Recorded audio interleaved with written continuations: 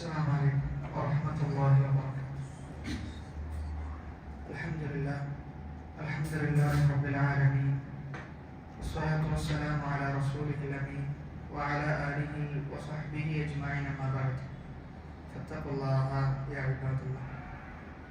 അല്ലാഹു സുബ്ഹാനഹു വ തആലയുടെ വിധിവിലക്കുകളും നിയമങ്ങളും നിർദ്ദേശങ്ങളുമെല്ലാം ജീവിതത്തിൻ്റെ രഹസ്യ പരസ്യ മേഖലകളിൽ കാത്തു സൂക്ഷിക്കുവാൻ കഠിനമായി പരിശ്രമിക്കണമെന്ന് സ്വന്തത്തെ മറക്കാതെ നിങ്ങൾ ഓരോരുത്തരെയും ഓർമ്മപ്പെടുത്തുകയാണ്, വസിയത്ത് ചെയ്യുകയാണ്.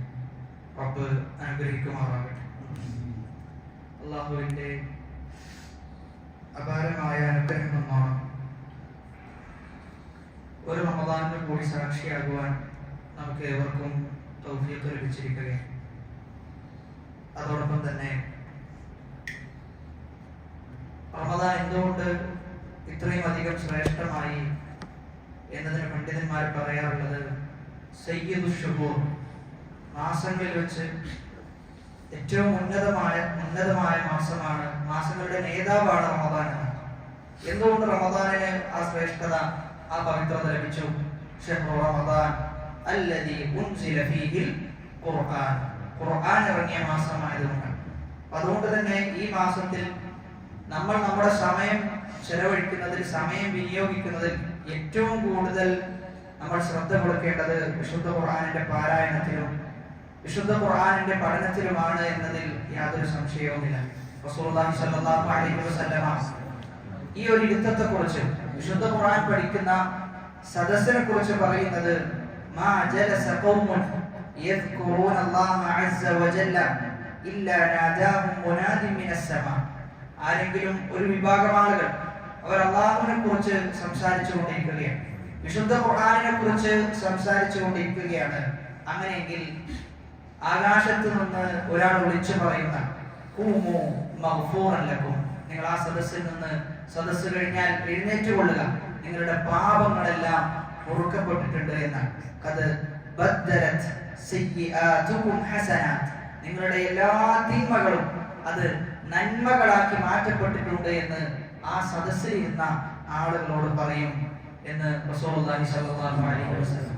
അതുകൊണ്ട് തന്നെ ഈ സദസ്സിൽ ഇരിക്കുന്നതിന് നമുക്ക് ഓരോരുത്തർക്കും രണ്ട് ഉപകാരങ്ങൾ. ഒന്നാമത്തേത്, അല്ലാഹു സുബ്ഹാനഹു വ തആലയുടെ അടുക്കൽ നമ്മുടെ പേര് പറയപ്പെടും. രണ്ടാമത്തേത്, നമ്മുടെ എല്ലാ തിന്മകളും അത് മായ്ക്കപ്പെട്ട് നന്മകളാക്കി പരിവർത്തിപ്പിക്കപ്പെടും എന്ന് പറയുമ്പോൾ വളരെ പവിത്രമാക്കപ്പെട്ട ഒരു സദസ്സിലാണുള്ളത് എന്നാണ് നമ്മൾ ഓരോരുത്തരും മനസ്സിലാക്കേണ്ടത്. അതോടൊപ്പം തന്നെ ഏതൊരു സദസ്സിൽ ഇരിക്കുമ്പോഴും സലഫുകൾ ആ സദസ്സിനെ ഉപയോഗപ്പെടുത്താറുള്ളത് അവരുടെ അടുക്കൽ നോട്ട്ബുക്കും അതേപോലെ തന്നെ എഴുതാനുള്ള കാര്യങ്ങളൊക്കെ സജ്ജമാക്കിയിട്ടായിരിക്കും അവർ അറിവിന്റെ സദസ്സുകളെ വരവേൽക്കുക എന്നാണ്. ഇമാം ബുഖാരി റഹ്മഹുല്ലാഹ് അദ്ദേഹത്തിന്റെ ചരിത്രത്തിൽ പറയപ്പെടുന്ന വളരെ അത്ഭുതകരമായ ഒരു സംഭവമാണ്. അദ്ദേഹം സദസ്സിലിരിക്കുന്നു, ഹദീസിന്റെ സദസ്സാണ്. ആളുകളൊക്കെ, ഒരു പണ്ഡിതൻ ഇരിക്കും, എന്നിട്ട് അദ്ദേഹം ഹദീസുകൾ ഇങ്ങനെ പറഞ്ഞു കൊടുക്കും, ആളുകൾ ഹദീസ് എഴുതും. കാരണം റസൂലുള്ളാഹി സ്വല്ലല്ലാഹു അലൈഹി വസല്ലമയിലേക്ക് എത്തുന്ന അറിവാണ്. അങ്ങനെ ആളുകളൊക്കെ എഴുതി വെക്കുന്ന, ആളുകളൊക്കെ എന്താണോ പറയുന്നത് അത് എഴുതി വെക്കും. കാരണം ഇൽമ് അത് മറക്കാതിരിക്കാൻ, അത് നമ്മുടെ ഹൃദയത്തിൽ സൂക്ഷിച്ചു വെക്കാൻ നമ്മെ സഹായിക്കുന്നത് കിതാബത്താണ്, എഴുത്താണ്. എന്നാൽ ആ സദസ്സിൽ ഇമാം ബുഖാരി റഹിമഹുല്ലാഹ് മാത്രം ഒന്നും എഴുതിയില്ല. ഇമാം ബുഖാരി ഒന്നും എഴുതാതെ ആ സദസ്സ് ശ്രദ്ധിക്കുകയാണ്, ആ സദസ്സ് വീക്ഷിക്കുകയാണ്. ആ സമയത്ത് ഇമാം ബുഖാരി റഹ്മത്തുള്ളാഹി അടുത്തിരിക്കുന്ന മറ്റുള്ള ആളുകൾ പറഞ്ഞു, അല്ല, നിങ്ങൾക്ക് എഴുതിക്കൂടെ? അള്ളാഹുവിന്റെ ഹദീസ് അല്ലേ പറഞ്ഞു തരുന്നത്, അള്ളാഹുവിന്റെയും റസൂലിന്റെയും അറിവല്ലേ ഇവിടെ വീതിച്ചു കൊടുക്കുന്നത്, പിന്നെ നിങ്ങൾ എന്തുകൊണ്ട് എഴുതുന്നില്ല? ഇമാം ബുഖാരി റഹ്മത്തുള്ളാഹി ഒന്നും പറഞ്ഞില്ല എന്ന് ഒരു മറുപടി ഇമാം ബുഖാരി റഹ്മത്തുള്ളാഹി കൊടുത്തില്ല.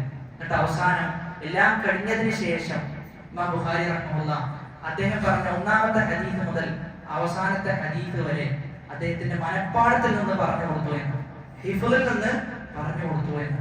അപ്പൊ അവിടെ നമ്മൾ മനസ്സിലാക്കേണ്ടത്, അങ്ങനെയുള്ള ആളുകൾ ഈ സദസ്സിലുണ്ട് എങ്കിൽ അവർ എഴുതണ്ടെന്നാണ് നമുക്ക് പറയാനുള്ളത്.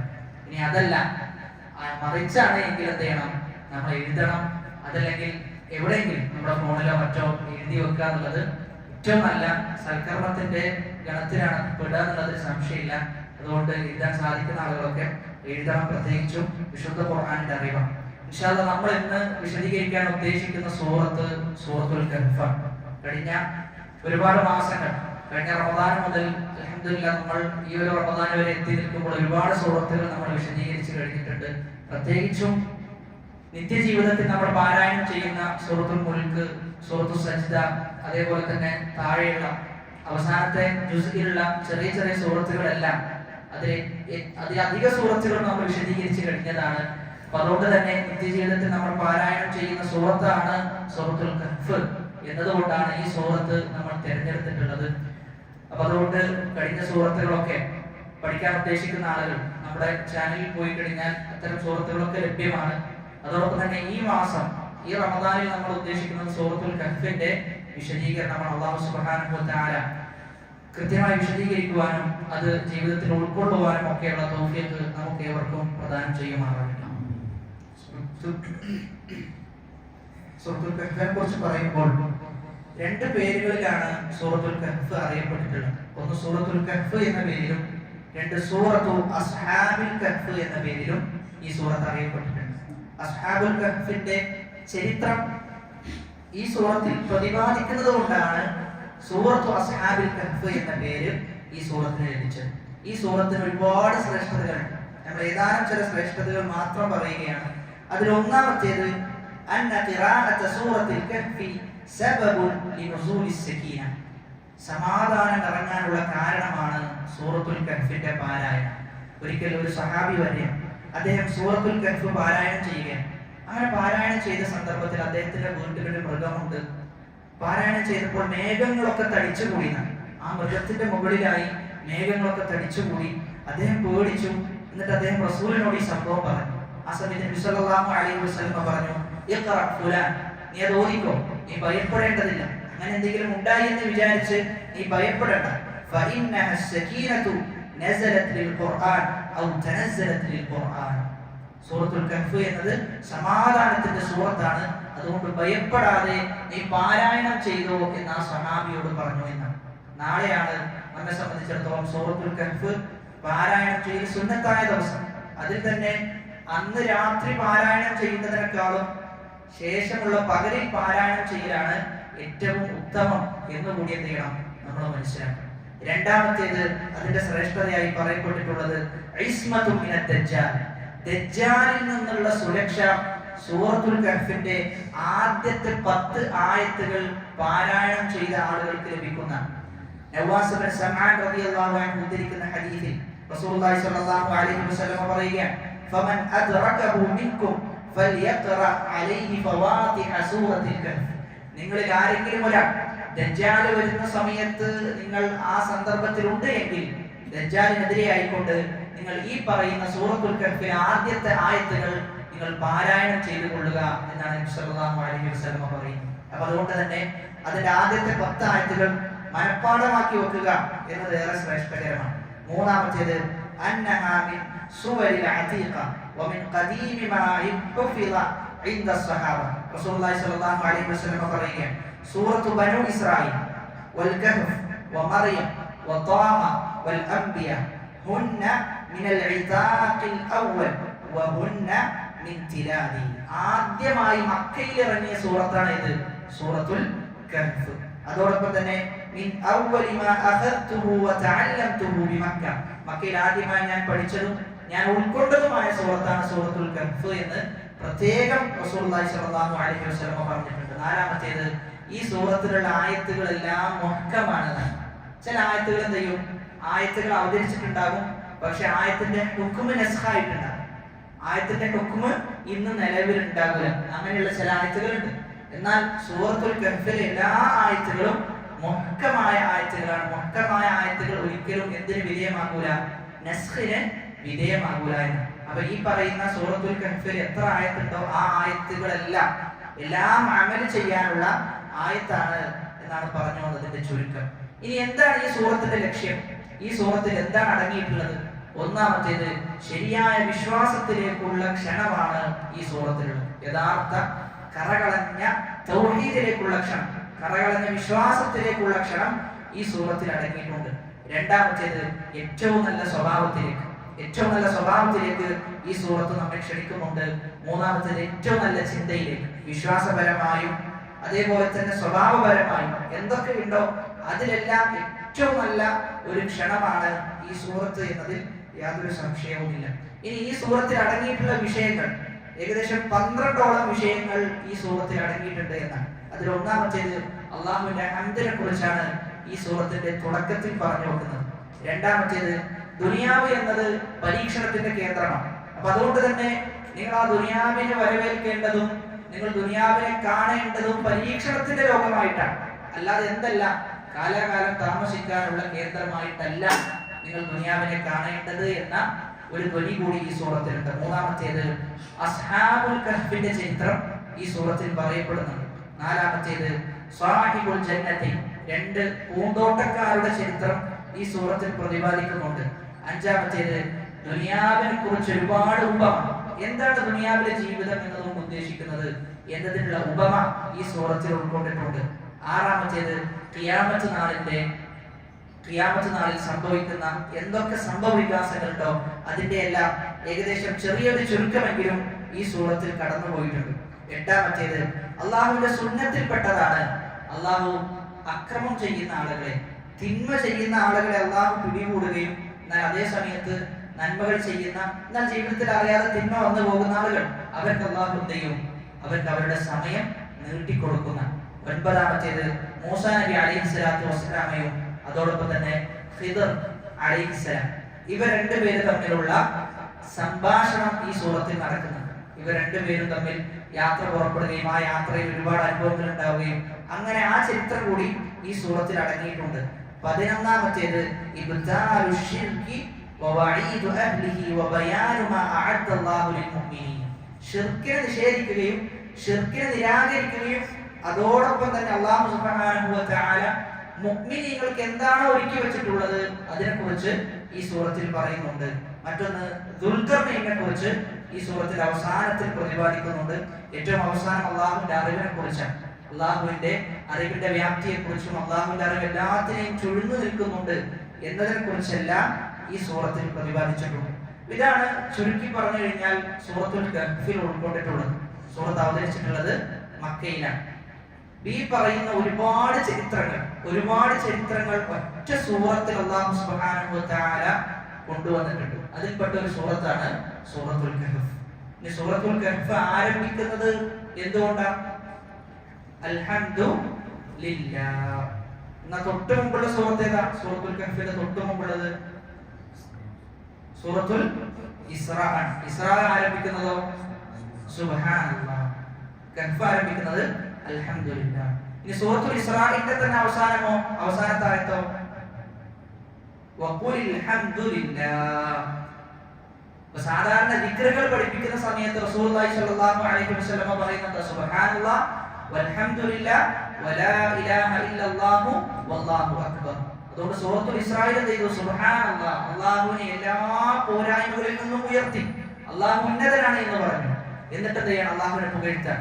അൽഹംദുലില്ലാഹ് എന്ന് പറഞ്ഞ് പുകഴ്ത്തിയിട്ടാണ് ഈ സൂറത്ത് ആരംഭിക്കുന്നത് എന്ന്. ഒന്നാമത്തെ ആയത്ത് നമുക്ക് പാരായണം ചെയ്യാം. അഊദു ബില്ലാഹി മിനശ് ശൈത്വാനിർ റജീം. ബിസ്മില്ലാഹിർ റഹ്മാനിർ റഹീം.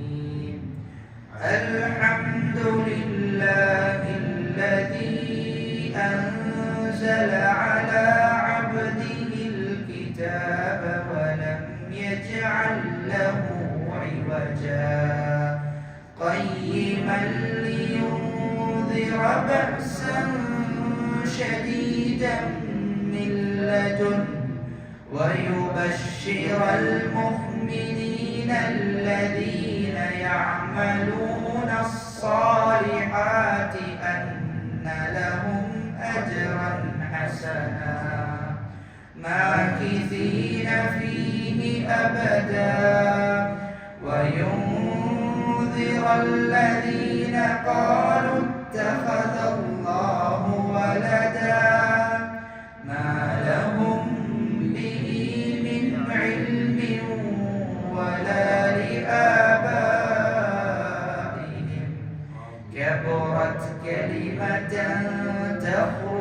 من أفواههم إن يقولون إلا كذبا فلعلك باخع نفسك على آثارهم إن لم يؤمنوا بهذا الحديث أسفا. അപ്പോൾ അൽഹംദുലില്ലാഹ് എന്ന് പറഞ്ഞുകൊണ്ടാണ് സൂറത്ത് ആരംഭിച്ചിട്ടുള്ളത്. അൽഹംദുലില്ലാഹ് എന്ന് പറഞ്ഞുകൊണ്ട് 5 സൂറത്തുകൾ ആരംഭിച്ചിട്ടുണ്ട്. ഒന്നാമത്തേത് സൂറത്തുൽ ഫാത്തിഹയാണ്, അൽഹംദുലില്ലാഹി റബ്ബിൽ ആലമീൻ. രണ്ടാമത്തേത് സൂറത്തുൽ അൻആം, അൽഹംദുലില്ലാഹില്ലദീ ഖലഖസ് സമാവാതി വൽ അർദ് വജഅല അദ്ദുലുമാതി വൻ നൂർ എന്ന് തുടങ്ങുന്ന ആയത്താണ്. മൂന്നാമത്തേത് സൂറത്തുൽ കഹ്ഫ്. നാലാമത്തേത് സൂറത്തുൽ സബ, അൽഹംദുലില്ലാഹില്ലദീ മാ ഫിസ് സമാവാതി വമാ ഫിൽ അർദ് വലഹുൽ ഹംദു ഫിൽ ആഖിറ. അഞ്ചാമത്തേത് അൽഹംദുലില്ലാഹി ഫാത്തിറിസ് സമാവാതി വൽ അർദ് ജാഇലിൽ മലായികതി റസുല എന്ന് തുടങ്ങുന്ന സൂറത്തുകൾ. ഈ 5 സൂറത്തും ആരംഭിച്ചിട്ടുള്ളത് അൽഹംദ് എന്ന പദം കൊണ്ടാണ്, അൽഹംദുലില്ലാഹ് എന്ന ആരംഭം കൊണ്ടാണ്. എന്നാൽ 5 സൂറത്തിലും വ്യത്യസ്ത സന്ദർഭങ്ങളാണ് അല്ലാഹുവിനെ സ്തുതിക്കാൻ വേണ്ടി ഉപയോഗിച്ചിട്ടുള്ളത്. അതിൽ ഒന്നാമത്തേത് അൽഹംദുലില്ലാഹി റബ്ബിൽ ആലമീൻ. അല്ലാഹു സുബ്ഹാനഹു വ തആല റബ്ബാണ്, എല്ലാത്തിനെയും പടച്ച് പരിപാലിക്കുന്ന, ഓരോ ഘട്ടങ്ങളിലും സൃഷ്ടികൾക്ക് എന്താണോ ആവശ്യം അത് അതത് സമയത്ത് അല്ലാഹു സുബ്ഹാനഹു വ തആല നൽകിയിട്ട് എന്ത് ചെയ്യുന്നുണ്ട്, വളർത്തിക്കൊണ്ടുവരുന്നുണ്ട്. അതുകൊണ്ടാണ് ഒന്നാമത്തെ സൂറത്തായ സൂറത്തുൽ ഫാത്തിഹയിൽ അല്ലാഹുവിനെ സ്തുതിച്ചത് എന്നാണ്. അൽഹംദുലില്ലാഹി റബ്ബിൽ ആലമീൻ, ലോകരുടെ രക്ഷിതാവാണ്. ലോകത്തിൽ എന്തൊക്കെയുണ്ടോ, എന്തൊക്കെ സൃഷ്ടികളുണ്ടോ, ആ സൃഷ്ടികൾക്കെല്ലാം അല്ലാഹു സുബ്ഹാനഹു വ തആല അതിന് ലഭിക്കേണ്ട ഹിദായത്ത്, അതിന് ലഭിക്കേണ്ട ഭക്ഷണം, അതിന് ലഭിക്കേണ്ട അതിന്റെ ദുനിയവിയായ ജീവിതത്തിന് ആവശ്യമുള്ള എന്തൊക്കെയുണ്ടോ അതൊക്കെ ഒരുക്കി വെച്ചവനായ റബ്ബ്, ആ റബ്ബിനാണ് എല്ലാ സ്തുതിയും എന്നാണ് സൂറത്തുൽ ഫാത്തിഹയിലുള്ള ഹംദിന്റെ പൊരുൾ. രണ്ടാമത്തേത് സൂറത്തുൽ അൻആമിലുള്ളതാണ്. സൂറത്തുൽ അൻആമിൽ പറയുന്നത് അൽഹംദുലില്ലാഹില്ലദീ ഖലഖസ് സമാവാതി വൽ അർദ്. അല്ലാഹു സുബ്ഹാനഹു വ തആല അടിമകൾക്ക് നൽകേണ്ടതൊക്കെ നൽകി. എന്നിട്ടോ അടിമകൾക്ക് ജീവിക്കാൻ വേണ്ടി അല്ലാഹു അവർക്ക് ആകാശത്തെയും ഭൂമിയെയും സൃഷ്ടിച്ചു എന്നാണ്. അവരുടെ ആവശ്യത്തിന് വേണ്ടി എന്ത് ചെയ്തു, ആകാശവും ഭൂമിയും സൃഷ്ടിച്ചു. ഇനി അതിൽ നിന്നില്ല, മറിച്ചോ വജഅല അദ്ദുലുമാത് വന്നൂർ, ഇരുട്ടും പ്രകാശവും അല്ലാഹു സുബ്ഹാനഹു വ തആല സംവിധാനിച്ചു. പ്രകാശത്തെ പോലെ തന്നെ അനിവാര്യമാണ് എന്തും ഇരുട്ടും എന്നത്. ഇതിലൊരു സംശയമില്ല.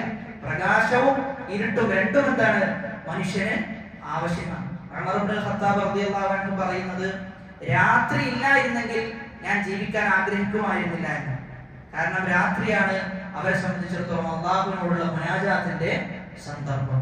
ആ സന്ദർഭത്തിൽ അവർക്ക് അവരുടെ മനസ്സിന് ഏറ്റവും കൂടുതൽ സമാധാനം വരുന്നത് രാത്രി സന്ദർഭത്തിലാണ്. കാരണം അവരെ കാണാൻ ആരുമില്ല, അവരെ കാണുന്നത് റബ്ബ് മാത്രമാണ്. അവരും റബ്ബും തമ്മിലുള്ള ഇടപാടുകൾ അത് വളരെ നിഷ്കളങ്കമായി അവർക്ക് സാധിച്ചിരുന്നത് രാത്രി വേളകളിലാണ്. അതുകൊണ്ടാണ് രാത്രിയെ കുറിച്ച് അങ്ങനെ ഉമർ ഇബ്നുൽ ഖത്താബ് റളിയല്ലാഹു അൻഹു വിശേഷിപ്പിക്കുകയുണ്ടായി. ഇനി മൂന്നാമത്തേത് ഈ സൂറത്തിൽ ഹംദ് കൊണ്ട് ആരംഭിച്ചു. അൽഹംദുലില്ലാഹില്ലദീ അൻസല അലാ അബ്ദിഹിൽ കിതാബ്. സർവസ്തുതിയും അല്ലാഹുവിനാണ്. എന്താണ് കാരണം? അൻസല അലാ അബ്ദിഹി, അവന്റെ അടിമക്ക് അല്ലാഹു ഇറക്കി കൊടുത്തു അൽ കിതാബ്, വേദഗ്രന്ഥം ഇറക്കി കൊടുത്തു എന്നാണ്. അപ്പൊ ഈ വേദഗ്രന്ഥം ഇറക്കി കൊടുത്തതിന്റെ പേരിലാണ് ഈ സൂറത്തിൽ ഹംദ് പറഞ്ഞിട്ടുള്ളത്. വേദഗ്രന്ഥം ഇറക്കി കൊടുത്തതിന്റെ പേരിലാണ് ഹംദ്.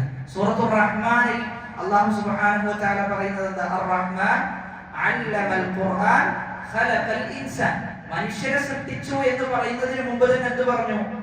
ഖുർആൻ പഠിപ്പിച്ചു കൊടുത്തു എന്ന്. അപ്പൊ ഖുർആനിന്റെ അവതരണം അത് വലിയ അനുഗ്രഹമാണ് എന്ന് അല്ലാഹു സുബ്ഹാനഹു വ തആല പഠിപ്പിക്കാൻ. അതുകൊണ്ട് തന്നെ ആർക്ക് സ്തുതികൾ അർപ്പിക്കണം? അല്ലാഹുവിനെ സ്തുതികൾ അർപ്പിക്കണം. ഇനി സൂറത്തു സബയിലും സൂറത്തു ഫാത്തിറിലും രണ്ട് സൂറത്തിലും അല്ലാഹു സുബ്ഹാനഹു വ തആല ആകാശഭൂമികളെ സൃഷ്ടിച്ചതിനെ കുറിച്ച് പറയാം. അപ്പോൾ ഈ 5 സൂറത്തുകളിലും വ്യത്യസ്ത രൂപത്തിലാണ് ഹംദുകൾ എന്ത് ചെയ്തിട്ടുള്ളത്, വന്നിട്ടുള്ളത്. അപ്പൊ ഇവിടെ എല്ലാം നമ്മൾ മനസ്സിലാക്കേണ്ട ഒരു വിഷയം, അൽ ഹംദ് എന്ന അലിഫ്ലാമോട് കൂടിയിട്ടാണ് വന്നിട്ടുള്ളത്. അലിഫ്ലാമോട് കൂടി അൽ ഹംദ് എന്ന് പറഞ്ഞാൽ എല്ലാ ഹംദും, എല്ലാ ഹംദും, ഹംദിന്റെ എന്തൊക്കെ വകഭേദങ്ങളുണ്ടോ അതിനെല്ലാം അർഹൻ അല്ലാഹ്. അല്ലാഹു മാത്രമാണ്. എല്ലാ സ്തുതിയും എല്ലാ പുകഴ്ത്തലുകളും ഇതിനെല്ലാം ഏറ്റവും കൂടുതൽ അർഹനായിട്ടുള്ളത് അല്ലാഹു സുബ്ഹാനഹു വ തആല മാത്രമാണ് എന്ന് അല്ലാഹു പഠിപ്പിക്കാൻ. ദിക്റുകൾ പറയുന്നിടത്തെല്ലാം ഹംദിനെ കുറിച്ച് എന്ത് ചെയ്യുന്നുണ്ട്? പ്രതിപാദിക്കുന്നുണ്ട്. അത് മാത്രമല്ല, എന്ത് ചെയ്തില്ല അല്ലാഹു നിങ്ങൾക്ക് ഇഷ്ടമുള്ളതുപോലെ സ്തുതിച്ചോ എന്ന് അല്ലാഹു പറഞ്ഞില്ല. കാരണം അങ്ങനെ പറഞ്ഞു കഴിഞ്ഞാൽ സ്വാഭാവികമായും നല്ല സംസാരിക്കാൻ പറ്റുന്നവരാണ്, നല്ല ബലീഗായ ഭാഷയും നല്ല കഴിവുള്ള ഒരാൾ എന്ത് ചെയ്യും? അല്ലാഹുവിനെ ഏറ്റവും നല്ല രൂപത്തിൽ സ്തുതിക്കും. എന്നാൽ അതേ സമയത്ത് ഒന്നും അറിയാത്തവനോ നമുക്ക് അല്ലാഹുവിനെ സ്തുതിക്കാൻ സാധിക്കില്ല. അതുകൊണ്ടാണ് റസൂലുള്ളാഹി സ്വല്ലല്ലാഹു അലൈഹി വസല്ലം എന്ത് പറഞ്ഞത്? സുബ്ഹാനക ലാ നുഹ്സി സനാഅൻ അലൈക അൻത കമാ അസ്നൈത അലാ നഫ്സിക. അല്ലാഹുവേ, നിന്നെ എന്ത് ചെയ്യാൻ പറ്റൂല, ഞങ്ങൾക്ക് സ്തുതിച്ച് നീ എന്താണോ ഉദ്ദേശിക്കുന്നത് ആ അറ്റം വരെ ഞങ്ങൾക്ക് എത്തിക്കാൻ പറ്റൂല. മറിച്ച് നീ എങ്ങനെയാണോ നിന്നെ സ്തുതിച്ചത് അത് പറഞ്ഞുകൊണ്ട് എന്ത് ചെയ്യാണ്? ഞാൻ നിന്നെ സ്തുതിക്കുകയാണ് എന്ന് നബി സല്ലല്ലാഹു അലൈഹി വസല്ലം പറയും. അപ്പൊ അതുകൊണ്ട് തന്നെ അല്ലാഹുവിനെ സ്തുതിക്കാൻ പറ്റിയ ലഫ്ള് ഏതെന്ന് ചോദിച്ചു കഴിഞ്ഞാൽ അൽഹംദുലില്ലാഹ് എന്ന് പറയാം. അൽഹംദുലില്ലാഹ് എന്ന് പറയാം. അപ്പൊ അത് അല്ലാഹു പഠിപ്പിച്ചു എന്നതിന്റെ പേരിൽ പോലും അല്ലാഹുവിനെ നമ്മൾ എന്ത് ചെയ്യേണ്ടതുണ്ട്? സ്തുതിക്കേണ്ടതുണ്ട്. ആ ലഫ്ള് അല്ലാഹു നമുക്ക് പഠിപ്പിച്ചു. അവൻ എങ്ങനെ സ്തുതിക്കണം എന്ന് അല്ലാഹു നമുക്ക് പഠിപ്പിച്ചു എന്നതിന്റെ പേരിൽ അല്ലാഹുവിനെ നമ്മൾ സ്തുതിക്കേണ്ടതുണ്ട്. അങ്ങനെ നോക്കിക്കഴിഞ്ഞാൽ അല്ലാഹുവിനെ ഹംദ് നിൽക്കൂലാണ്. ഹംദ് തസൽസുലായി ഇങ്ങനെ നീങ്ങിക്കൊണ്ടേയിരിക്കും. കാരണം നമ്മൾ നമ്മുടെ ജീവിതം തന്നെ പരിശോധിച്ചു കഴിഞ്ഞാൽ നമുക്ക് ശുക്ർ ചെയ്യാനുള്ള അനുഗ്രഹങ്ങളാണ് കൂടുതൽ. നമുക്കുള്ള പരീക്ഷണങ്ങളും നമുക്കുള്ള അനുഗ്രഹങ്ങളും എണ്ണിക്കഴിഞ്ഞാൽ പരീക്ഷണങ്ങൾ വളരെ തുച്ഛമാണ് പരീക്ഷണം. മറിച്ച് അനുഗ്രഹങ്ങളാണ് കൂടുതലുള്ളത് എന്ന് നമ്മുടെ നഫ്സിലേക്ക് നോക്കിക്കഴിഞ്ഞാൽ തന്നെ നമുക്ക് അല്ലാഹുവിനെ സ്തുതിക്കാൻ മാത്രമുള്ളത് നമ്മുടെ നഫ്സിലുണ്ട് എന്ന്. നമ്മുടെ പുറത്തേക്കൊന്നും നോക്കണ്ട, നഫ്സിലുള്ളത് മാത്രം നോക്കുകയാണ്. അതാണ് ഒരു വ്യക്തി, അദ്ദേഹം എല്ലാ നിലക്കും അവശനായി തളർന്നു കിടക്കുകയാണ്. അപ്പൊ അദ്ദേഹം എന്നിട്ട് അൽഹംദുലില്ലാഹ് പറഞ്ഞപ്പോ അദ്ദേഹത്തിന്റെ അടുത്തുള്ള ആള് ചോദിച്ചു, നിങ്ങൾ എന്തിനാ ഹംദ് പറയുന്നത്? നമ്മളെല്ലാം തളർന്നു കിടക്കല്ലേ, എന്നിട്ടും ഹംദ് പറഞ്ഞിട്ട് നിങ്ങൾക്ക് എന്താണ് കിട്ടാനുള്ളത് എന്ന് ചോദിച്ചപ്പോ അദ്ദേഹം പറഞ്ഞു, എനിക്ക് അള്ളാഹിനെ സ്തുതിക്കാനുള്ള നാവ് ചെയ്തിട്ടുണ്ട്, അള്ളാഹു എനിക്ക് നൽകിയിട്ടുണ്ടെന്നാണ്. പിന്നെ എങ്ങനെ ഞാൻ അള്ളാഹുവിനെ സ്തുതിക്കാതിരിക്കും എന്ന് തിരിച്ചു മറുപടി കൊടുത്തു.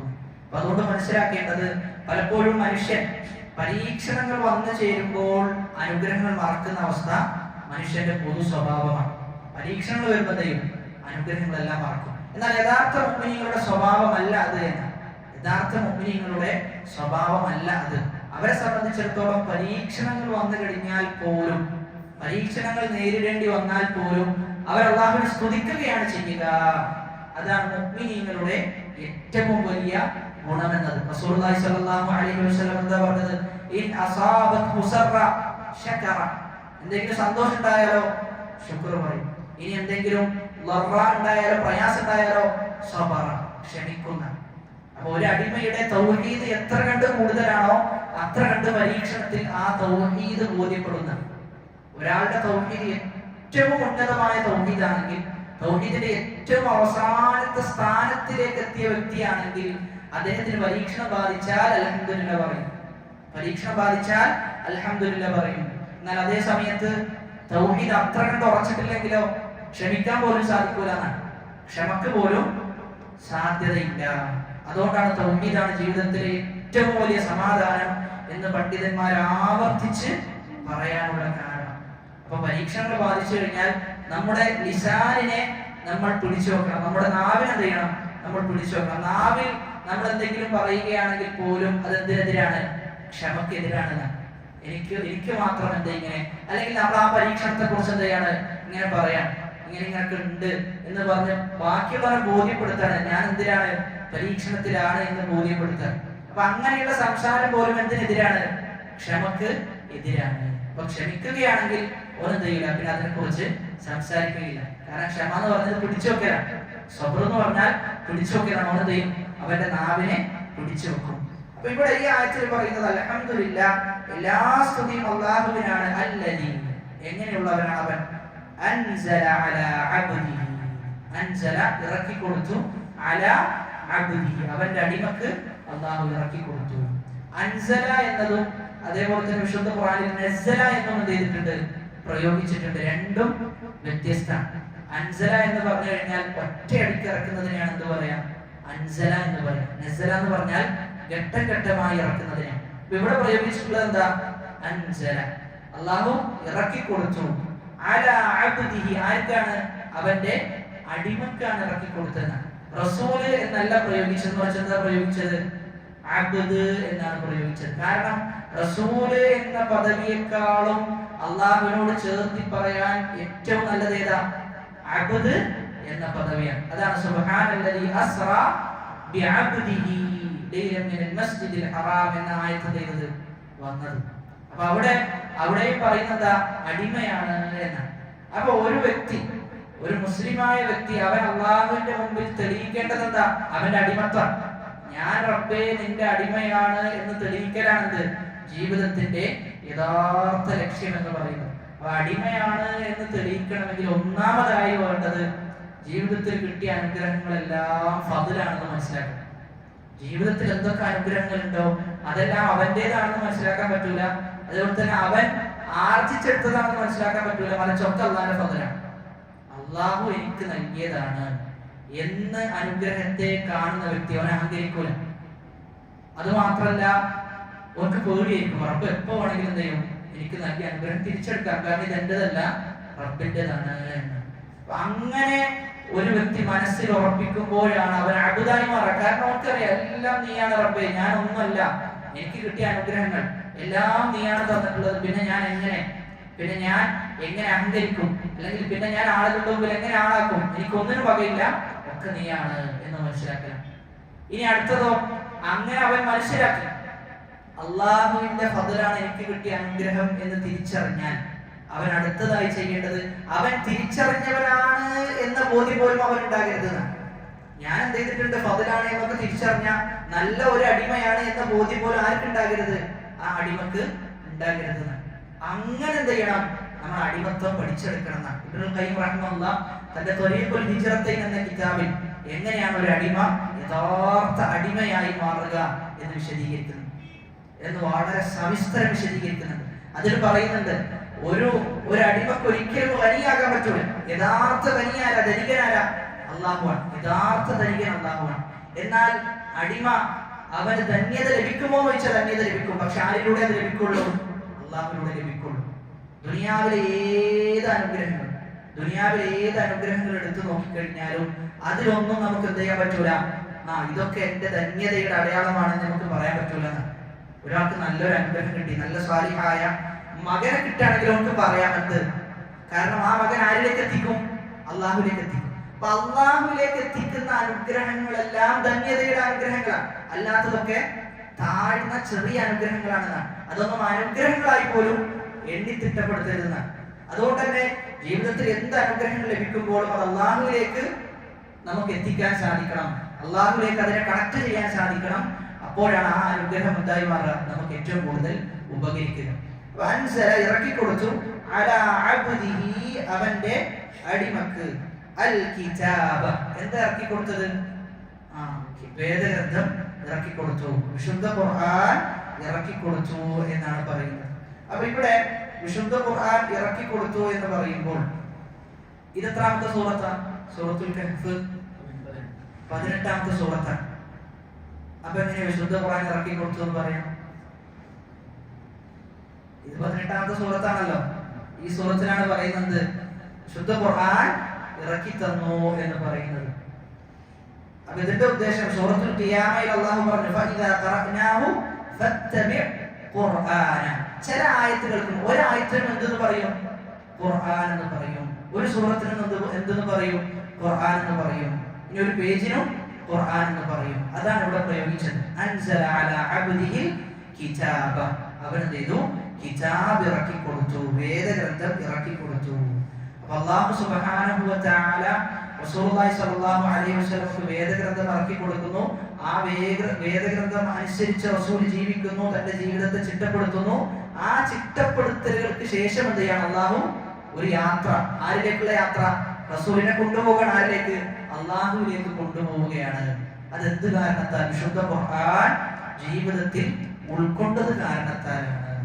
നമ്മൾ മനസ്സിലാക്കേണ്ടത് എല്ലാ ഹൈറും ഖുർആനിനെ പിൻപറ്റുന്നതിനാണ്. എല്ലാ ഷർറും ഖുർആനിനെതിരെ നിൽക്കുന്നതിനാണ്. ഒരാൾ റമദാനിൽ ചെയ്യുന്ന സൽക്കർമ്മങ്ങളിൽ ഏറ്റവും വലുത് വിശുദ്ധ ഖുർആനിന്റെ പാരായണമാണ്. ഏറ്റവും കൂടുതൽ അത് പാരായണം ചെയ്യുകയാണ് വേണ്ടത്. എന്തിനേക്കാളും അർത്ഥമറിഞ്ഞ് അതിന്റെ ആശയങ്ങൾ അറിഞ്ഞ് മനസ്സിലാക്കുന്നതിനേക്കാളും ഏറ്റവും ഹൈറ് കഴിയുന്നത്ര വിശുദ്ധ ഖുർആൻ ഓതി തീർക്കുക എന്നതാണ്. അങ്ങനെയാണ് സലഫുകൾ എന്ത് ചെയ്യുന്നത്, പ്രസ്തുത വിഷയത്തിൽ പറഞ്ഞു വെക്കുന്നത്. മുൻഗാമികളായ ആളുകളുടെ ചരിത്രം വായിച്ചു നോക്കിക്കഴിഞ്ഞാൽ ഖുർആൻ ഓതി തുടങ്ങിയാൽ അവർക്ക് നിർത്താൻ സാധിക്കാറില്ല എന്നാണ്. ഖുർആൻ ഓതി തുടങ്ങിയാൽ അവർക്ക് നിർത്താൻ സാധിക്കുകയില്ല. അബ്ബാദ് ഇബ്നു ബിശ്ർ റളിയല്ലാഹു അൻഹുവിനെ കുറിച്ച് പറയാം. ദാത്തുർ റിഖാഇ യുദ്ധത്തിന് വേണ്ടി റസൂലുള്ളാഹി സ്വല്ലല്ലാഹു അലൈഹി വസല്ലമ അതോടൊപ്പം തന്നെ സഹാബാക്കൾ പുറപ്പെടാൻ. അങ്ങനെ പുറപ്പെട്ടു, തമ്പടിച്ചു, രാത്രി കിടന്നുറങ്ങാൻ വേണ്ടി തീരുമാനിക്കാൻ. കിടന്നുറങ്ങാൻ നിൽക്കുന്ന സമയത്ത് എന്ത് ചെയ്യണം, സൈന്യത്തിന് കാവൽ നിൽക്കണം. ആ സമയത്ത് രണ്ടാളുകൾ എന്ത് ചെയ്തു, ഞങ്ങൾ കാവൽ നിൽക്കാന്ന് പറഞ്ഞു. ഈ പറയുന്ന അബ്ബാദ് ഇബ്നു ബിശ്ർ എന്ന് പറയുന്ന സഹാബി വരെ പറഞ്ഞു, ഞാൻ എന്ത് ചെയ്യാം, ആദ്യത്തെ പകുതി ഞാൻ കാവൽ നിൽക്കാം, നിങ്ങൾ ഉറങ്ങിക്കോന്ന് ചെയ്തു മറ്റു സഹാബിയോട് പറഞ്ഞു. അങ്ങനെ ഈ സഹാബി നിസ്കരിക്കാൻ ആരംഭിച്ചു. നിസ്കാരം തുടങ്ങി. ദീർഘമായ രാത്രി നിസ്കാരമാണ്. ശത്രുപക്ഷത്തു നിന്ന് ഒരാൾ ഇദ്ദേഹത്തിന്റെ നിസ്കാരം കണ്ടു, ഇദ്ദേഹത്തെ അമ്പ് ചെയ്തു. ഇദ്ദേഹം നിസ്കാരം ഇങ്ങനെ തുടരാൻ, അങ്ങനെ വീണ്ടും അമ്പ് ചെയ്തു. ഇദ്ദേഹം അവസാനം ചെയ്തു നിസ്കാരം അദ്ദേഹം കൈവക്കിയില്ല. സുന്നത്ത് നിസ്കാരമാണ്. സുന്നത്ത് നിസ്കാരത്തിൽ എന്ത് ചെയ്യാം, സുന്നത്ത് നിസ്കാരത്തിൽ നിന്ന് കത്തട ചെയ്യാനാണ്. എന്തെങ്കിലും കാരണം ഉണ്ടെങ്കിൽ നമുക്ക് സുന്നത്ത് നിസ്കാരത്തിൽ നിന്ന് മാറി നിൽക്കുന്നതിൽ പ്രശ്നമില്ല. വാജിബായ നിസ്കാരത്തിൽ എന്ത് ചെയ്യാൻ പറ്റൂല, അങ്ങനെ കത്തട ചെയ്യാൻ പറ്റൂല. പക്ഷെ ഇദ്ദേഹം എന്ത് ചെയ്തിട്ടില്ല, സുന്നത്ത് നിസ്കാരമായിട്ട് പോലും ഇദ്ദേഹം നിസ്കാരം കുറച്ചിട്ടില്ല. നിസ്കാരം പൂർത്തീകരിച്ചിട്ട് അടുത്തുള്ള സഹാബിയെ വിളിക്കാം. അപ്പൊ ആ സഹാബി ചോദിച്ചു, ഈ മലം അൻപത്തനി, നിങ്ങൾ എന്തുകൊണ്ട് എന്നെ മുമ്പേ വിളിച്ചില്ല, എന്താണ് നിങ്ങളെ വിളിക്കാതിരിക്കാൻ പ്രേരിപ്പിച്ചതെന്ന് ചോദിച്ചു. ആ സമയത്ത് സഹാബി പറഞ്ഞത്, ഞാൻ ഈ സൂറത്ത് ആരംഭിച്ചല്ലോ, ഞാൻ എന്ത് ചെയ്തു, ഖുർആൻ പാരായണം ആരംഭിച്ചു. അപ്പൊ അത് ഇടയിൽ നിർത്തുക എന്നുള്ളത് എനിക്ക് എന്ത് ചെയ്തില്ല, എനിക്ക് അനിഷ്ടമായി തോന്നി. അത് പൂർത്തീകരിക്കാൻ വേണ്ടി എന്ത് ചെയ്തതാണ്, ഞാൻ അതൊന്നും വകവെക്കാതെ പൂർത്തീകരിച്ചതാണ് എന്ന്. അപ്പൊ ആ സഹാബിയെ സംബന്ധിച്ചിടത്തോളം ആ സഹാബിക്ക് തറച്ച അമ്പ് പോലും അദ്ദേഹത്തിന് എന്ത് ചെയ്തിട്ടില്ല, വിശുദ്ധ ഖുർആന്റെ പാരായണത്തെ തൊട്ട് തടസ്സപ്പെടുത്തിയിട്ടില്ല എന്നാണ്. കാരണം അത്രയും വലിയ ഈമാനും ആസ്വാദനവും ഭംഗിയും ഒക്കെ വിശുദ്ധ ഖുർആനിലൂടെ എന്ത് ചെയ്തിരുന്നു, അവർക്ക് ലഭിച്ചിരുന്നു. അതായത് ശത്രുപക്ഷത്തു നിന്ന് ഒരു അമ്പ് തറക്കുമ്പോൾ പോലും അള്ളാന്റെ കലാമാണ് ഞാൻ പാരായണം ചെയ്യുന്നത്, അതിൽ ലഭിക്കുന്ന ഒരു ശക്തിയായിരുന്നു എന്ത് ചെയ്യുന്നത്, അദ്ദേഹത്തിന്റെ നിസ്കാരം പൂർത്തീകരിക്കാൻ അദ്ദേഹത്തെ പ്രേരിപ്പിച്ചതാണ്. എന്നാൽ നേരെ മറിച്ച് നമ്മളൊന്ന് ആലോചിച്ച് നോക്കി, നമ്മൾ വിശുദ്ധ ഖുർആൻ പാരായണം ചെയ്യുന്നുണ്ട് എങ്കിൽ ഇടയിൽ ഒരു ഫോൺ കോൾ വന്നു, അല്ലെങ്കിൽ ആരെങ്കിലും വിളിച്ചു, അല്ലെങ്കിൽ എന്തെങ്കിലും ചെറിയ വിഷയം ഉണ്ടായി, നമ്മളെന്ത് ചെയ്യും, അത് അടച്ചു വെച്ച് നമ്മൾ ആ കാര്യത്തിൽ എന്ത് ചെയ്യും, പോകും. പിന്നെ നമ്മള് ഖുർആൻ എവിടെ വരെ ഓതി എത്തിയിരുന്നു, ഏത് സൂറത്താണ് ഓതിയതെന്നൊക്കെ നമ്മൾ എന്ത് ചെയ്തിട്ടുണ്ടാവും, മറന്നിട്ടുണ്ടാകുന്ന. എന്നാൽ ആ സ്വഹാബിയെ സംബന്ധിച്ചിടത്തോളം ഖുർആനിന്റെ പാരായണത്തിൽ ലയിച്ചിരുന്നു. അപ്പൊ അതുപോലെ ആകണമെന്ന് ഖുർആനിന്റെ വിഷയത്തിൽ നമ്മുടെ നിലപാട്. അങ്ങനെ ആകണമെങ്കിൽ നമ്മൾ ആത്മാർത്ഥമായി ഖുർആൻ ഓതിക്കൊണ്ടേയിരിക്കണം. ഖുർആൻ എത്ര കണ്ട് ഓതുന്നു അത്ര കണ്ട് അവന്റെ ഹൃദയം എന്ത് ചെയ്യും, അള്ളാഹു തുറന്നു കൊടുക്കും. ഹൃദയത്തിന് വിശാലത ഉണ്ടാകും, ഹൃദയം ലോലമാകും. ഇനി എത്ര കണ്ട് ഖുർആനിന്റെ പാരായണം ഒരാൾക്ക് സാധിക്കുന്നില്ലയോ അത്ര കണ്ട് അവന്റെ ഹൃദയം എന്ത് ചെയ്യും, കുടുസായി മാറുന്ന. അല്ലാഹു സുബ്ഹാനഹു വ തആല വലിയ അനുഗ്രഹമായി പഠിപ്പിക്കുകയാണ്, അൻസല അലാ അബ്ദിഹിൽ കിതാബ, വേദഗ്രന്ഥം ഇറക്കി കൊടുത്തു എന്നത് വലിയ അനുഗ്രഹമാണ്. അതുകൊണ്ട് നിങ്ങൾ ആരെ സ്തുതിക്കണം, അല്ലാഹുവിനെ നിങ്ങൾ സ്തുതിക്കണം, അൽഹംദുലില്ലാഹ് എന്ന് നിങ്ങൾ പറയണം. എന്നിട്ടോ വലം യജ്അൽ ലഹു ഇവജ, വലം യജ്അൽ, അല്ലാഹു ആക്കിയില്ല, ലഹു, ആ കിതാബിനെ അല്ലാഹു ആക്കിയിട്ടില്ല, ഇവജൻ, വക്രതയുള്ളതാക്കിയിട്ടില്ല. അങ്ങോട്ടും ഇങ്ങോട്ടും ചായുന്ന രൂപത്തിലല്ല വിശുദ്ധ ഖുർആൻ, മറിച്ച് വളരെ സ്ട്രെയിറ്റ് ആണ് വിശുദ്ധ ഖുർആൻ, മുസ്തഖീമാണ് വിശുദ്ധ ഖുർആൻ എന്ന് പറയാം. വലം യജ്അൽ ലഹു ഇവജ. സമാനമായ ഒരുപാട് ആയത്തുണ്ട്. സൂറത്തു സുമറിലെ 28ാമത്തെ ആയത്ത്, ഖുർആനൻ അറബിയ്യൻ ഗൈറ ദീ ഇവജ്, യാതൊരു വക്രതയുമില്ലാത്ത വിശുദ്ധ ഖുർആൻ. സൂറത്തു നിസായിലെ 82ാമത്തെ ആയത്ത്, വലൗ കാന മിൻ ഇൻദി ഗൈരില്ലാഹി ലവജദു ഫീ ഇഖ്തിലാഫൻ കസീറ, അല്ലാഹുവിന്റെ അടുക്കൽ നിന്നല്ല വിശുദ്ധ ഖുർആനെങ്കിലോ ഒരുപാട് അഭിപ്രായ വ്യത്യാസം ഉണ്ടാകുന്നു.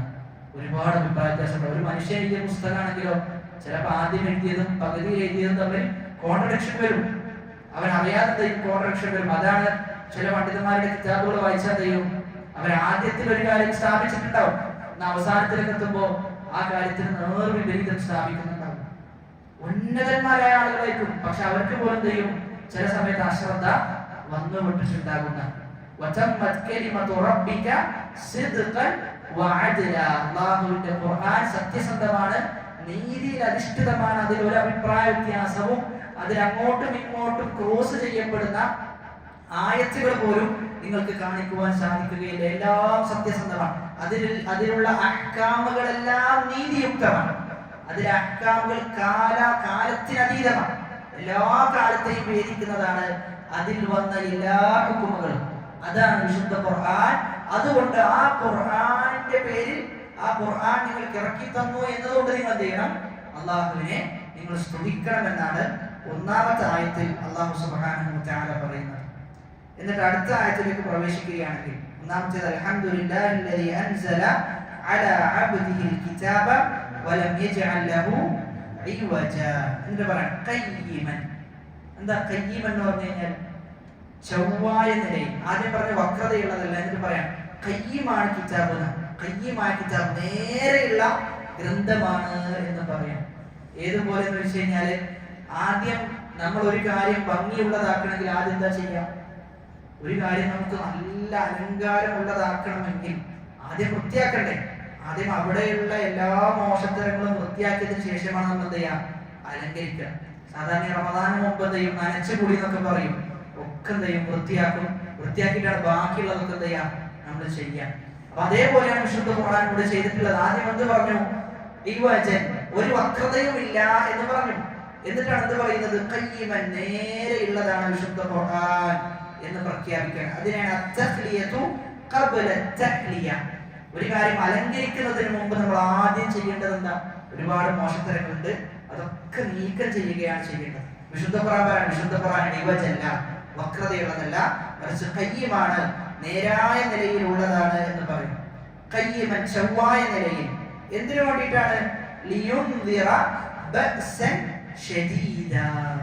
അപ്പൊ അതിന്റെ ലക്ഷ്യം പറയാം. വിശുദ്ധ ഖുർആൻ നേർമാർഗത്തിലുള്ളതാണ്, നേരായ മാർഗത്തിലുള്ളതാണ്. എന്തിനു വേണ്ടിയാണ്? അത് താക്കീത് ചെയ്യാൻ വേണ്ടിയാണ്. എന്തിനെ കുറിച്ചുള്ള താക്കീതാണ്? ബഅസൻ ശദീദൻ, കഠിനമായ ശിക്ഷയെ കുറിച്ചുള്ള താക്കീതാണ് വിശുദ്ധ ഖുർആൻ എന്ന് പറയാം. ആരിൽ നിന്നുള്ള ശിക്ഷ? മിൻ ലദുൻഹു, അല്ലാഹുവിൽ നിന്നുള്ള ശിക്ഷ. അപ്പൊ ആ ചേർക്കൽ അല്ലാഹുവിൽ നിന്നാണ് എന്ന് പറയുമ്പോൾ അത് പേടിക്കേണ്ടതാണ്. കാരണം അല്ലാഹുവിന്റെ ശിക്ഷ ഇറങ്ങിക്കഴിഞ്ഞാൽ പിന്നെ ആർക്കും ചെയ്യാൻ പറ്റൂല, തടഞ്ഞു നിർത്താൻ സാധിക്കുകയില്ല. ഒരാൾക്ക് പോലും അതിനെ മാറ്റുവാൻ സാധിക്കുകയില്ല. അങ്ങനെയായിരിക്കും അല്ലാഹുവിന്റെ ശിക്ഷ എന്ന്. അപ്പൊ അതാണ് പറഞ്ഞത് ഖയ്യിമൻ, ചൊവ്വായ നിലയിൽ, ലിയുൻദിറ, താക്കീത് ചെയ്യാൻ വേണ്ടി, ബഅസൻ ശദീദൻ, കഠിനമായ ശിക്ഷയെ കുറിച്ച്. ഇവിടെ എന്ത് പറഞ്ഞിട്ടില്ല? ഈ കഠിനമായ ശിക്ഷ ആർക്കാണെന്ന് പറഞ്ഞോ? ഇല്ല. കഠിനമായ ശിക്ഷയെ കുറിച്ച് താക്കീത് ചെയ്യുന്നു. എന്നാ ആയത്തിന്റെ അടുത്ത ഭാഗം ശ്രദ്ധിച്ചു നോക്കിയേ. വയുബശ്ശിറു, വിശുദ്ധ ഖുർആൻ താക്കീത് ചെയ്യുന്നുണ്ട്, അതോടൊപ്പം തന്നെ സന്തോഷ വാർത്ത അറിയിക്കുന്നു. വയുബശ്ശിറു, സന്തോഷ വാർത്ത അറിയിക്കുന്നു. ആർക്ക്? അൽ മുഅ്മിനീന, മുഅ്മിനീങ്ങൾക്ക് സന്തോഷ വാർത്ത അറിയിക്കുന്നു. അപ്പൊ ശിക്ഷ ആർക്കായിരിക്കും? കാഫിരീങ്ങൾക്ക്. കാഫിരീങ്ങളെ പറയുക പോലും ചെയ്തിട്ടില്ല എന്നാണ്. കാരണം അവർ പറയപ്പെടാൻ മാത്രം ഇല്ല എന്നാണ്. പറയപ്പെടാൻ മാത്രമുള്ള ഒരു വിഭാഗമല്ല അവർ എന്ന് അല്ലാഹു പഠിപ്പിക്കാം. എന്നിട്ടോ വയുബശ്ശിറുൽ മുഅ്മിനീന, മുഅ്മിനീങ്ങൾക്ക് അല്ലാഹു സന്തോഷ വാർത്ത അറിയിക്കുന്നു. അല്ലദീന, എങ്ങനെയുള്ള മുഅ്മിനീങ്ങൾ? യഅമലൂനസ്സാലിഹാത്ത്, സൽക്കർമ്മം ചെയ്യുന്നവരായ മുഅ്മിനീങ്ങൾ. എന്താണ് അവർക്കുള്ളത്? അന്ന ലഹും അജ്റൻ ഹസന. സന്തോഷ വാർത്ത എന്താ? അവർക്ക് അജ്റുണ്ട്, പ്രതിഫലമുണ്ട്. എങ്ങനെയുള്ള പ്രതിഫലം? ഹസന, ഏറ്റവും നല്ല പ്രതിഫലമാണ് അവർക്കുള്ളത് എന്ന്. അപ്പൊ വിശുദ്ധ ഖുർആൻ അവതരിപ്പിക്കപ്പെട്ടതിന്റെ രണ്ട് പ്രധാനപ്പെട്ട ലക്ഷ്യങ്ങളാണ് പറഞ്ഞത്. ഒന്ന്, അവിശ്വാസികൾക്കുള്ള ശിക്ഷയാണത്, ശിക്ഷക്കുള്ള താക്കീത് വിശുദ്ധ ഖുർആനിലുണ്ട്. രണ്ടാമത്തേത് മുഅ്മിനീങ്ങളായ ആളുകൾ, സൽക്കർമ്മങ്ങൾ ചെയ്യുന്ന ആളുകൾ, അവർക്കുള്ള സന്തോഷ വാർത്തയും ഈ വിശുദ്ധ ഖുർആനിലുണ്ട് എന്ന് പ്രഖ്യാപിക്കാൻ. അപ്പൊ മുഅ്മിനീങ്ങൾ എന്ന് അല്ലാഹു എടുത്തു പറഞ്ഞു. അത് അല്ലാഹുവിന്റെ കാരുണ്യത്തിന്റെ അടയാളമാണ്. മുഅ്മിനീങ്ങളോടുള്ള അർ-റഹ്മാനു അർ-റഹീം, മുഅ്മിനീങ്ങളോട് അങ്ങേയറ്റം കാരുണ്യവാനാണ് റബ്ബ് എന്നതുകൊണ്ട്. ഇവിടെ മുഅ്മിനീങ്ങളെ കുറിച്ച് പറഞ്ഞ സന്ദർഭത്തിൽ എടുത്തു പറഞ്ഞൊരു വിഷയമാണ് യഅമലൂന അസ്സാലിഹാത്ത്, അവരെന്ത് ചെയ്യുന്നുണ്ട്? സൽക്കർമ്മങ്ങൾ ചെയ്യുന്നുണ്ട് എന്ന്. അതാണ് ഒരിക്കൽ ഒരു സലഫിനോട് പറയപ്പെട്ടു എന്നാണ്. അലൈസ മിഫ്താഹുൽ ജന്ന ലാ ഇലാഹ ഇല്ലല്ലാഹ്, സ്വർഗ്ഗത്തിന്റെ വാതിൽ എന്നത് ലാ ഇലാഹ ഇല്ലല്ലാഹ് അല്ലയോ എന്ന് ചോദിക്കപ്പെട്ടു.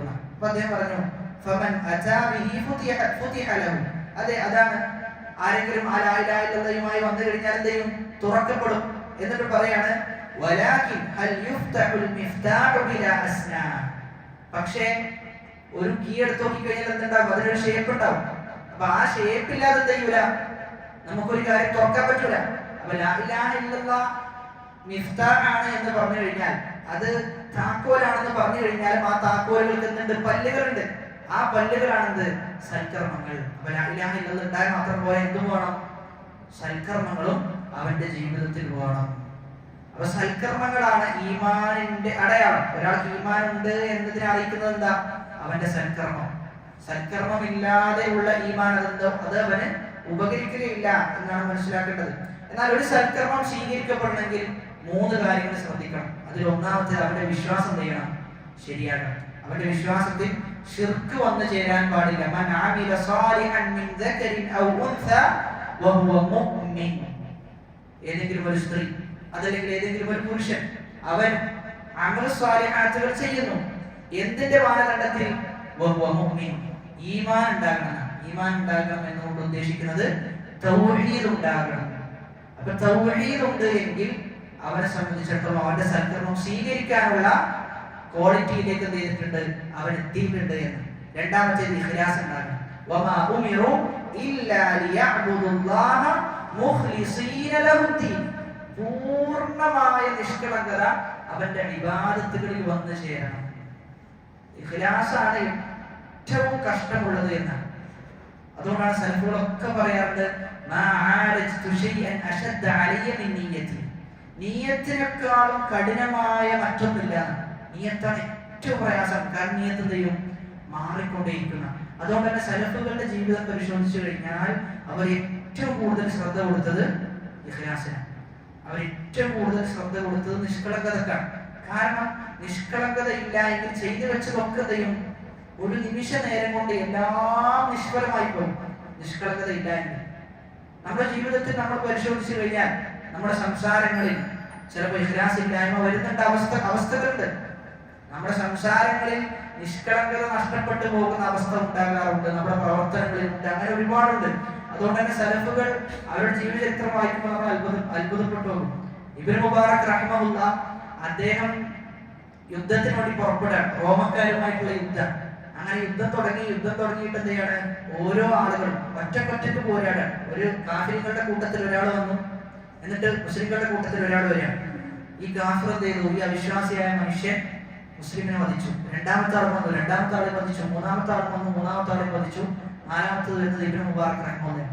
യുദ്ധമാണ്, റോമക്കാരുമായിട്ടുള്ള യുദ്ധം. ഒരുപാട് ആളുകളുണ്ട്, പരസ്പരം അറിയുകയില്ല, ആരാണെന്നൊന്നും എന്ത് ചെയ്യൂല, പരസ്പരം അറിയില്ല. കാരണം ഒരു രാജ്യത്തിൽ നിന്നുള്ള എല്ലാ ആളുകളും എന്ത് ചെയ്തിട്ടുണ്ട്? യുദ്ധത്തിന് പുറപ്പെട്ടിട്ടുണ്ട്. അങ്ങനെ ഇബ്നു മുബാറക് റഹിമഹുല്ലാഹ് വന്നു, ശത്രുവിനെ വധിച്ചു. എന്നിട്ട് സൈന്യത്തിലേക്ക് അദ്ദേഹം തിരിച്ചു പോകുമ്പോൾ അദ്ദേഹം മുഖം മറച്ചുകൊണ്ടാണ് എന്ത് ചെയ്തത്? തിരിച്ചു പോയത്. ഇന്ന് ആളുകൾ എന്ത് ചെയ്യാണ്? ഇദ്ദേഹം ആരാണെന്ന് അറിയാൻ വേണ്ടി ആളുകൾ ആകാംക്ഷയോടെ നിൽക്കുകയാണ്. കാരണം ഇദ്ദേഹമാണ് എന്ത് ചെയ്തത്? ആ ധീരനായ അവിശ്വാസിയെ വധിച്ച് ഇസ്ലാമിന്റെ യുദ്ധത്തിന് വിജയത്തിനൊരു കാരണമായി തീരുന്നത് ഇബ്നു മുബാറക് റഹിമഹുല്ലാഹ്. പക്ഷെ അദ്ദേഹം പറയണം, ഞാൻ അറിയപ്പെടേണ്ടതാണ്, ഞാൻ എന്ത് ചെയ്യേണ്ടതില്ല, ഞാൻ ആളുകൾക്കിടയിൽ അറിയപ്പെടേണ്ടതില്ല. എന്റെ ലക്ഷ്യം എന്താ? യുദ്ധത്തിൽ മുസ്ലിമീങ്ങൾ ജയിക്കണം. ആ ലക്ഷ്യം അവിടെ ഉണ്ടായാൽ മതി. അതിന്റെ കാരണക്കാരനാണ് ഞാൻ എന്ന് ആളുകൾക്കിടയിൽ അറിയേണ്ടതില്ല. അതാർക്കറിഞ്ഞാൽ മതി? അത് റബ്ബിനറിഞ്ഞാൽ മതി എന്ന പൂർണ്ണമായ നിഷ്കളങ്കത. അതുകൊണ്ടായിരുന്നു അവരിന്നും ഓർമ്മിക്കപ്പെടുന്നത് എന്ന്. എന്തിനേറെ സലഫുകൾ അവർ ചില കടകളിലേക്കൊക്കെ പോയി കഴിഞ്ഞാൽ അവർ കടകളിലേക്ക് എന്തെങ്കിലും വസ്തുക്കളൊക്കെ വാങ്ങാൻ പോകും. ഇമാം അഹ്മദ് ബിൻ ഹംബൽ റഹിമഹുള്ളാഹിനെ കുറിച്ച് ഉദ്ധരിക്കപ്പെടാറുണ്ട്. ഇവരെ പോകുന്ന സമയത്ത് എന്തെയും ഇവരെ കുറിച്ച് ആളുകൾക്കറിയാം, ഇവര് ജനങ്ങൾക്കിടയിൽ അറിയപ്പെട്ട ആളുകളാണ് എന്ന്. അപ്പൊ എന്തെയും സ്വാഭാവികമായിട്ട് നമുക്കറിയാം, നല്ല വസ്ത്രമൊക്കെ ധരിച്ച്, വെള്ള വസ്ത്രമൊക്കെ ധരിച്ച്, തലപ്പാവൊക്കെ ധരിച്ച് പോയി കഴിഞ്ഞാൽ ആൾക്കാർ എന്താ പറയാ? ആ ഉസ്താദ് നിങ്ങളല്ലേ, നിങ്ങൾ ചെയ്യണ്ട, നിങ്ങൾ ഇത്രയൊക്കെ തന്നാ മതി എന്ന് എന്തെയും പറയും. ആ സമയത്ത് സലഫുകൾ പറയാറുണ്ടായിരുന്നു, ഞങ്ങൾ ദീന് വിൽക്കാറില്ല എന്ന്. കാരണം നിങ്ങൾ ഇപ്പോൾ വില കുറച്ചത് എന്തിനു വേണ്ടിയിട്ടാണ്? എന്റെ ദീനിനാണ് നിങ്ങൾ വില ഇട്ടത്. നിങ്ങൾ എന്ത് ചെയ്യണ്ട, അങ്ങനെ വില കുറയ്ക്കേണ്ടെന്ന് പറഞ്ഞിട്ട് അവർ പണം ചെയ്യും.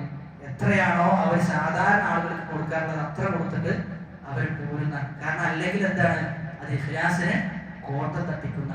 അപ്പൊ അങ്ങനെ ഒരുപാട് ചിത്രങ്ങൾ പരിശോധിച്ചു കഴിഞ്ഞാൽ ഇഖ്ലാസാണ് അവരെ വഴി നടത്തിയിരുന്നത്. അതുകൊണ്ട് തന്നെ നമ്മൾ മനസ്സിലാക്കേണ്ടത്, നമ്മൾ നമ്മുടെ ജീവിതത്തിൽ സംസാരിക്കുന്ന സമയത്ത്, പ്രവർത്തിക്കുന്ന സമയത്ത് അവിടെയെല്ലാം നമ്മുടെ ഇഖ്ലാസ് എന്ത് ചെയ്യണം? നമ്മൾ ഉറപ്പിക്കണം. ചില സന്ദർഭത്തിലെല്ലാം നമ്മൾ ഒരുപാട് നന്മകൾ ചെയ്തു കൊടുത്തിട്ടുണ്ടാവും. ചില വ്യക്തികൾക്ക് നമ്മൾ ഒരുപാട് നന്മകൾ ചെയ്തു കൊടുത്തിട്ടുണ്ടാവും. എന്നിട്ട് അവസാനം ആ വ്യക്തികൾ ചിലപ്പോൾ നമ്മളോട് മോശമായ രൂപത്തിൽ പെരുമാറും. അപ്പോഴുണ്ടാവും നമ്മൾ പൊട്ടിത്തെറിച്ച് നമ്മൾ പറഞ്ഞു, നിനക്ക് എന്തൊക്കെ ഇവിടെ ചെയ്തു തന്നിട്ടുണ്ട് എന്ന് പറഞ്ഞ് നമ്മളത് ഒരു ലിസ്റ്റിങ് ഇട്ടുകൊടുക്കും. അതോടുകൂടി എന്ത് ചെയ്തു? നമ്മൾ ചെയ്തതൊക്കെ പോയില്ല. കാരണം നമ്മൾ അതൊക്കെ ചെയ്തത് ആയിക്കൊണ്ടിട്ടാണ്, റബ്ബിന് വേണ്ടിയിട്ടാണ്. ഇനി ഓന് ആ പറഞ്ഞ വ്യക്തി നമ്മളോട് എന്ത് വിമർശനം പറഞ്ഞാലും ശരി, നീ പറഞ്ഞോ, എനിക്ക് പ്രശ്നമില്ല, ഞാൻ എനിക്ക് ചെയ്തു തന്നത് ഓനോട് പറയണതല്ല നമ്മൾ പറയുന്നത്. ഞാൻ നമ്മുടെ മനസ്സിലുണ്ടാകേണ്ട ചിന്ത അതാണ്, ഞാൻ എനിക്ക് ചെയ്തു തന്നതെല്ലാം റബ്ബിന് വേണ്ടിയിട്ടാണ്. ഒരു ഭാര്യയും ഭർത്താവും തമ്മിൽ പോലും സംസാരം നടക്കുമ്പോൾ ചിലപ്പോൾ ഇത്തരം സംസാരങ്ങൾ വന്നു കഴിഞ്ഞാൽ പോലും അവിടെ നമ്മൾ ഏറ്റവും നല്ല രൂപത്തിൽ പെരുമാറിയത് എന്തുകൊണ്ടാണ്? മറുവശത്ത് നിൽക്കുന്ന ആളുകൾ നമ്മളോട് നല്ല നിലയ്ക്ക് പെരുമാറിയത് കൊണ്ടാണോ? അല്ലല്ലോ, അങ്ങനെയല്ലല്ലോ പെരുമാറേണ്ടത്. റസൂലുള്ളാഹി സ്വല്ലല്ലാഹു അലൈഹി വസല്ലം എന്താ പറയുന്നത്? നിങ്ങളോട് മോശമായി പെരുമാറിയ ആളുകളോട് പോലും നിങ്ങൾ എന്ത് ചെയ്യണം? ഇഹ്സാനോട് കൂടി പെരുമാറണം. അവിടെയാണ് നിങ്ങളുടെ സ്വഭാവം തെളിയാണ്. അതുകൊണ്ട് നമ്മളോട് എത്ര മോശമായ രൂപത്തിൽ പെരുമാറിയാൽ നമ്മൾ നമ്മുടെ മനസ്സിനോട് പറയേണ്ടത്, ഇത് ഞാൻ ചെയ്തത് നിങ്ങൾക്ക് വേണ്ടിയിട്ടല്ല, എന്റെ റബ്ബിന് വേണ്ടിയിട്ടാണ്, എന്റെ റബ്ബ് തൃപ്തിപ്പെട്ടാൽ മതി. ചിലപ്പോൾ കമ്മിറ്റികൾക്കിടയിലൊക്കെ പ്രശ്നമായി കഴിഞ്ഞാൽ ചിലപ്പോൾ ആള് പറയും, ഇത്രയും കാലം പള്ളി ഞാനാ കൊണ്ടുവരുന്നത്, പള്ളിയുടെ എല്ലാം ഞാനാ ചെയ്തു വെച്ച്, നിങ്ങൾ ആരാ സംസാരിക്കാൻ? ചിലപ്പോൾ നമ്മൾ ചോദിച്ചു പോകും. ആ സമയത്ത് നമ്മൾ മനസ്സിലാക്കുന്നത്, നമ്മൾ എന്തിനാണ് അതൊക്കെ ചെയ്തത്? നമ്മൾ എന്തിനാണ് ചെയ്തത്? റബ്ബിന് വേണ്ടിയിട്ടാണെങ്കിൽ നമ്മൾ പറയേണ്ടതില്ലല്ലോ. ആളുകൾ എന്നോട് എന്തെങ്കിലും നീ തന്നെയാണ് ചെയ്തത് എന്ന സർട്ടിഫിക്കറ്റ് നമുക്ക് ആള് തരേണ്ടതില്ലല്ലോ, അള്ളാഹ് തന്നാ പോലെ. അവിടെയാണ് നമ്മൾ മനസ്സിലാക്കേണ്ടത്, ഇഖ്ലാസിനെ ഇല്ലാതാക്കാനുള്ള പരിശ്രമം പിശാച് നടത്തും. പക്ഷെ നമ്മൾ എന്ത് ചെയ്യണം? നമ്മൾ വളരെയധികം ശ്രദ്ധ ആ വിഷയത്തിൽ നമുക്ക് ഉണ്ടാകുന്ന. മൂന്നാമത്തേത് മുതാബഅത്ത്. നമ്മൾ ചെയ്യുന്ന സൽക്കർമ്മങ്ങൾക്ക് റസൂലിന്റെ പിൻബലം ഉണ്ടാകണം. റസൂലുള്ളാഹി സ്വല്ലല്ലാഹു അലൈഹി വസല്ലം എങ്ങനെയാണോ പഠിപ്പിച്ചത് അത് പ്രകാരമായിരിക്കണം നമ്മൾ ചെയ്യേണ്ടത്. അപ്പോഴാണ് അത് അമൽ സ്വാലിഹാത്തായി മാറുക. എന്നിട്ട് പറയാം, അന്നലഹും, ഇങ്ങനെയുള്ള ആളുകൾക്ക് തീർച്ചയായും അവർക്കുണ്ട് അജ്റൻ ഹസനൻ, ഏറ്റവും നല്ല പ്രതിഫലമാണ് അവർക്കുള്ളത് എന്ന് പ്രഖ്യാപിക്കാം. അപ്പൊ ഇവിടെ അല്ലാഹു സുബ്ഹാനഹു വ തആലയാണ് പ്രതിഫലം ഏറ്റവും നല്ല രൂപത്തിൽ കൊടുക്കാൻ സാധിക്കുക. സൃഷ്ടികൾക്ക് എന്താ പറ്റൂല, അള്ളാഹു നൽകുന്നത് പോലെ പ്രതിഫലം നൽകാൻ സാധിക്കൂല. ഒരു സൽക്കർമ്മത്തിന് അള്ളാഹു രേഖപ്പെടുത്തുന്ന പ്രതിഫലം എത്രയാണ്? 10 ഇരട്ടിയാണ്. ഏതെങ്കിലും ഒരു മനുഷ്യൻ അങ്ങനെ കൊടുക്കാൻ പറ്റും? ഏതെങ്കിലും ഒരു മനുഷ്യന് ജോലി ചെയ്യും, നമ്മൾ ഒരാളുടെ കീഴിൽ ജോലി ചെയ്യുകയാണെങ്കിൽ 10 ഇരട്ടി ശമ്പളം നമുക്ക് കൂട്ടിയിട്ട് ഒരാൾക്ക് കൊടുക്കാൻ പറ്റും? ഒരിക്കലില്ല. നമുക്കത് വിചാരിക്കാൻ പോലും സാധിക്കില്ല. അല്ലാഹു സുബ്ഹാനഹു വ തആല ഒരു സൽക്കർമ്മത്തിന് രേഖപ്പെടുത്തുന്നത് 10 ഇരട്ടി. അതേ സമയത്ത് തിന്മക്കോ ഒറ്റ ഒന്നാണ്. നമ്മൾ ജോലി ചെയ്യുന്ന സമയത്ത് തിന്മ ഉണ്ടായാലോ, നമ്മൾ ജോലി ചെയ്യുന്ന സമയത്ത് ഉണ്ടാകാൻ പാടില്ലാത്ത എന്തെങ്കിലും ഉണ്ടായി കഴിഞ്ഞാൽ ഉള്ളത് എന്ത് ചെയ്യും? കുറഞ്ഞു പോകും. ഉള്ളത് ചിലപ്പോൾ നല്ലോണം കുറയുന്ന അവസ്ഥ ഉണ്ടാവും. അള്ളാന്റെ അടുക്കലെന്തില്ല, അതില്ല എന്ന്. അതാണ് അള്ളാഹു എന്ന് മനസ്സിലാക്കുന്നിടത്താണ് നമ്മുടെ വിജയം. എന്നാൽ പലപ്പോഴും സൽക്കർമ്മങ്ങളുടെ വിഷയത്തിൽ നമുക്കത് ചെയ്യാനെന്തില്ല, മനസ്സില്ല എന്ന്. നമുക്കത് ചെയ്യാൻ താല്പര്യമില്ലാത്ത അവസ്ഥ, മനസ്സില്ലാത്ത അവസ്ഥ ഉണ്ട് എങ്കിൽ അള്ളാഹുവിനെ തിരിച്ചറിയുന്നിടത്തുന്നുണ്ട് നമുക്ക് വല്ലാത്തൊരു പിഴവ് സംഭവിച്ചിട്ടുണ്ട് എന്ന്. അതുകൊണ്ട് അല്ലാഹു സുബ്ഹാനഹു വ തആലയെ മനസ്സിലാക്കുക എന്നതാണ് ജീവിതത്തിലെ പരമപ്രധാനമായ ലക്ഷ്യം. അല്ലാഹു സുബ്ഹാനഹു വ തആലയെ ഓർക്കുവാനും വിശുദ്ധ ഖുർആൻ ഒരുപാട് പാരായണം ചെയ്യുവാനും ഒക്കെയുള്ള തൗഫീഖ് അല്ലാഹു സുബ്ഹാനഹു വ തആല നമുക്ക് ഏവർക്കും നൽകുമാറാകട്ടെ. നമ്മിൽ നിന്ന് വന്നുപോയ ചെറുതും വലുതുമായ വീഴ്ചകൾ അല്ലാഹു സുബ്ഹാനഹു വ തആല പുറത്തു മാപ്പാക്കി നൽകുമാറാകട്ടെ. രഹസ്യത്തിലും പരസ്യത്തിലും എല്ലാ വിധേനയും റബ്ബിനെ സൂക്ഷിച്ച് ജീവിക്കുന്ന, നിഷ്കളങ്കമായി ജീവിതം മുന്നോട്ട് നയിക്കുന്ന, ലാ ഇലാഹ ഇല്ലല്ലാഹ് എന്ന കലിമത്തുൽ തൗഹീദ് ഉച്ചരിച്ച് മരണപ്പെടുന്ന ആളുകളുടെ കൂട്ടത്തിൽ അല്ലാഹു നമ്മെ ഓരോരുത്തരെയും ഉൾപ്പെടുത്തി അനുഗ്രഹിക്കുമാറാകട്ടെ. വആഖിറു ദഅവാനാ അൽഹംദുലില്ലാഹി റബ്ബിൽ ആലമീൻ. സുബ്ഹാനകല്ലാഹുമ്മ വബിഹംദിക അഷ്ഹദു അൻ ലാ ഇലാഹ ഇല്ലാ അൻത അസ്തഗ്ഫിറുക വഅതൂബു ഇലൈക്. വസ്സലാമു അലൈക്കും വറഹ്മത്തുള്ളാഹി വബറകാതുഹു.